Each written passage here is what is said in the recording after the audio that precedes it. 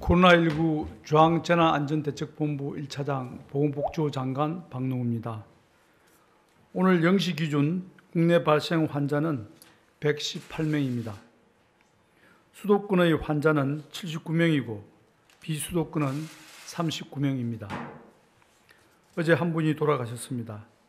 고인의 명복을 빌고 유가족께는 심심한 위로의 말씀을 전합니다. 코로나19의 장기화가 불가피한 가운데 지속 가능한 코로나19 대응을 위해 사회적 거리두기 체계를 개편하여 어제부터 적용하고 있습니다. 이번 개편은 그동안 축적된 경험과 지식을 반영하고 그간 확충된 방역과 의료 역량까지 고려하여 관리 가능한 수준에서 감염 확산을 통제하는 데 방점을 두었습니다. 이러한 점을 반영하여 매주 설명드리는 위험도 평가도 달라지게 됩니다. 새롭게 정비한 위험도 평가의 방향에 대해 설명드리겠습니다. 먼저 감염 확산이 빠르게 이루어지는 점을 고려하여 평가 기간을 기존의 최근 2주간에서 1주간으로 짧게 잡고 최근 4주 동안의 경향을 비교하며 발표합니다. 또한 해외 유입 환자는 검역 또는 격리 중에 발견되어 국내 유행의 위험성은 없으므로 위험도 평가는 국내 발생 환자를 중심으로 이루어집니다. 이와 함께 하루 평균 발생하는 국내 환자 수뿐 아니라 이들에 대한 안정적인 치료를 제공할 수 있는지도 함께 고려하게 됩니다. 따라서 60대 이상의 고위험군 환자 발생 수와 함께 즉시 가용한 중환자 병상 여력이 어느 정도 되는지도 함께 말씀드리고자 합니다. 마지막으로 전국적으로 일률적인 대응보다는 각 권역별로 정밀한 대응이 이루어져야 하기에 권역별로 구분하여 주요 지표를 제시하였습니다. 이제 지난 한 주의 위험도 평가에 대해 말씀드리겠습니다. 거리두기 1단계 하에서 사회경제적 활동이 계속 확대되며 환자 수가 높아진 상태를 유지하고 있습니다. 지난 한 주간의 국내 발생 환자 수는 하루 평균 88.7명으로 그 직전 주의 86.9명에 비해 소폭 증가하였습니다. 60대 이상 고령층 환자는 25.8명 수준입니다. 정부의 관리 목표는 전국적으로 국내 발생 환자 수를 100명 이내인 두 자릿수로 60대 이상 환자 수는 40명 이내로 관리하는 것으로 설정하고 있습니다. 이 관리 목표보다는 환자 발생이 낮은 수준이나 계속 꾸준히 증가하는 양상인 것은 우려스러운 대목입니다. 지역적으로는 수도권이 대부분을 차지하고 있어 하루 평균 65.4명이 발생하고 있으며 충청권은 14.1명, 그 외 권역은 모두 5명 이내로 적은 수준이며 모든 지역이 1단계 수준을 충족하는 상황입니다. 위중증 환자 수는 50명대를 유지 중이고 즉시 입원 가능한 중환자 병상은 137개를 확보하고 있어 중환자 치료는 큰 문제 없이 상당한 여유를 확보하고 적절한 치료를 제공하고 있습니다. 종합하면 현재는 대규모 확산을 억제하며 안정적인 대응을 이어나가고 있는 상황입니다. 하지만 감염 재생산 지수가 1 내외의 등락을 반복하며 코로나19의 확산 속도가 방역당국의 추적과 억제 속도에 비해 조금씩 앞서는 상황입니다. 또한 요양병원 등 취약시설을 넘어서 각종 모임이나 약속, 직장과 다중이용시설 등 일상생활 전반에서 집단 감염이 증가하고 있는 점도 불안한 요인입니다.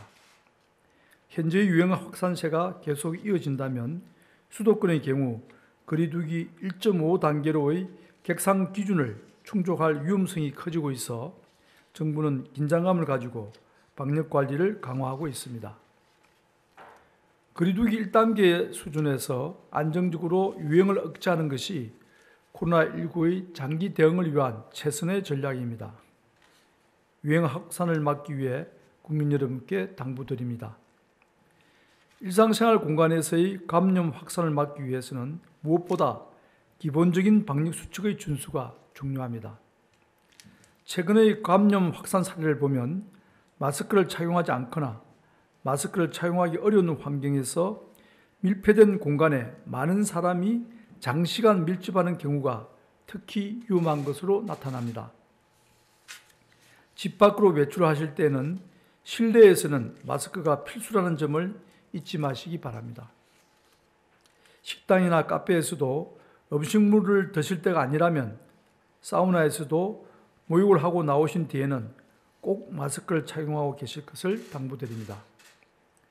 새로운 거리두기 1단계에서는 마스크 착용, 출입 명부 작성, 소독과 환기 등 기본적인 방역수칙 준수 의무가 대부분의 다중이용시설에 확대되어 적용됩니다. 이에 더해 오는 11월 13일부터는 감염병 예방법 개정에 따라 마스크 미착용 등 방역수칙을 준수하지 않는 경우 10만 원의 과태료가 부과됩니다.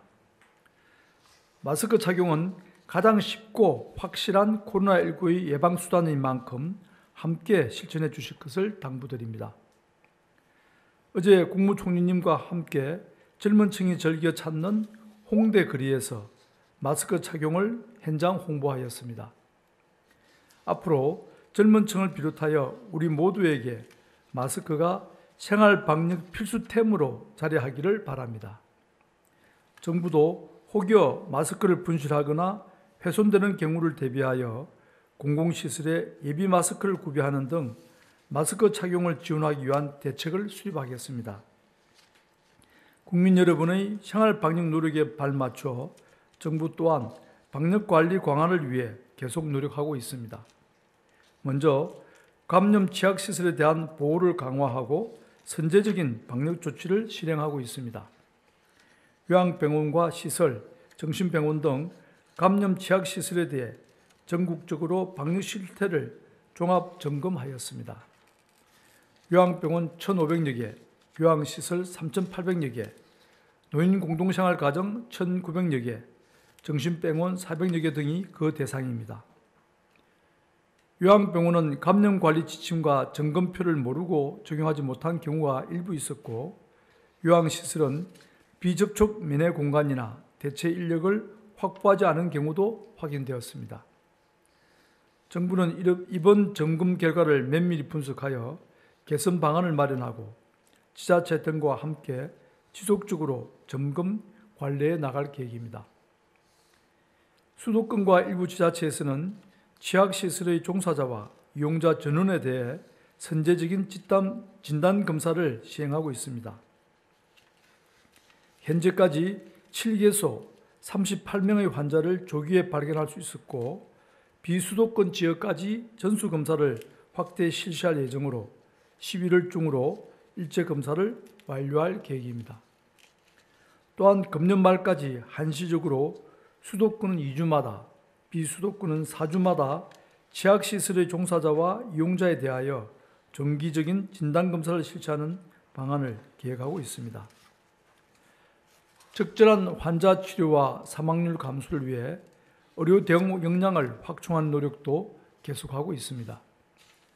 의료기관의 자율신고 중환자실 대신 중수본에서 코로나19 환자 전용으로 직접 관리하는 중환자 전담 치료병상을 확충하고 있으며, 특히 국가 지정 입원 치료병상 가운데 중환자 치료가 가능한 병상도 지정을 확대할 계획입니다. 금년 말까지 200병상 이상, 내년 상반기까지 500병상 이상의 전담 중환자실 확보를 목표로 하고 있습니다. 또한 국립중앙의료원, 중환자의학회, 중앙임상위원회 등이 참여하는 중환자실 재원 적정성 평가위원회를 운영하여 중환자 치료가 꼭 필요한 환자가 중환자실에 들어가도록 관리체계도 개선할 계획입니다. 이를 통해 한정적인 중환자실 자원을 보다 효율적으로 활용할 수 있으리라 기대합니다. 효율적인 환자 배정을 위해 권역별로 생활치료센터를 상시 운영하는 한편, 대규모 환자 발생에 대비하여 예비 지정을 통해 즉시 가동이 가능한 센터도 확보하겠습니다. 다음으로 중국의 해외 입국자 검역 강화 조치 시행에 따른 대응 계획에 대해 설명드리겠습니다. 중국은 최근 자국 내 해외 유입 확진자 증가로 중국으로 들어오는 모든 해외 입국자에 대해 검역 조치를 강화한다고 통보하였습니다. 이에 따라 11월 11일 0시부터 한국에서 출발하는 중국행 항공편 탑승객은 탑승 PCR 검사를 위해 실시하여야 합니다. 정기편 탑승객은 탑승일 기준 48시간 내에 2회 검사, 부정기편 탑승객은 탑승일 기준 72시간 이내 1차 검사 후 36시간 내 2차 검사를 실시해야 합니다. 정부는 중국 입국 예정인 우리 국민들이 피해를 입지 않도록 11월 11일 이후 항공편을 예약한 탑승객에게 개별 안내할 예정입니다. 아울러 검사 이해 실시에 따른 우리 국민의 불편을 최소화하기 위해 국내 의료기관에 대해 음성 확인서의 조기 발급과 공휴일 검사 시행기간 확대에 대한 협조도 요청할 예정입니다. 또한 항체 검사를 조기 도입하고 PCR 검사 대신 항체 검사로 대체하는 방안도 적극 추진하겠습니다. 최근 국내외적으로 코로나19의 특성에 대해 분석한 새로운 연구 결과들이 많이 발표되고 있습니다. 연구 결과를 종합하면 코로나19의 확산은 10 내지 20% 수준의 일부 슈퍼 전파 사례들에 의해 일어나며 체질적으로 대규모 감염을 야기하는 환자가 따로 있는 것이 아니라 감염 환자가 밀폐, 밀접의 산밀 환경에 처하면 누구라도 슈퍼 전파자가 될 수 있다는 것입니다. 또한 기온, 습도 등 날씨 요인은 감염 확산에 거의 영향이 없고 인구 밀도와 밀집 등 사람들의 행동 양상이 감염 확산에 훨씬 중요한 결정 요인이라는 연구도 있었습니다. 우리의 경우 이러한 연구 결과에 상응하는 방역 조치를 이미 실행하고 있으며 국민들도 이에 맞추어 효과적인 방역 수칙을 실천하고 계십니다.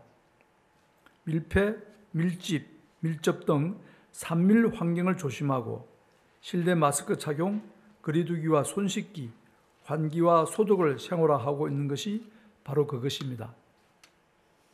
생활 방역의 실천이 코로나19 억제에 효과적이며 올바른 해법이라는 연구 결과들이 계속 나오고 있는 만큼 국민들께서는 자신감을 가지고 더욱 생활 속의 방역 수칙 준수를 노력해 주실 것을 당부드립니다. 현재 감염 재생산 지수는 1 내외에서 등락을 거듭하고 있으며 국민들께서 조금만 더 노력해서 확산 속도를 약간만 더 늦출 수 있다면 다시 안정적인 감소 추세로 상황을 통제할 수 있습니다.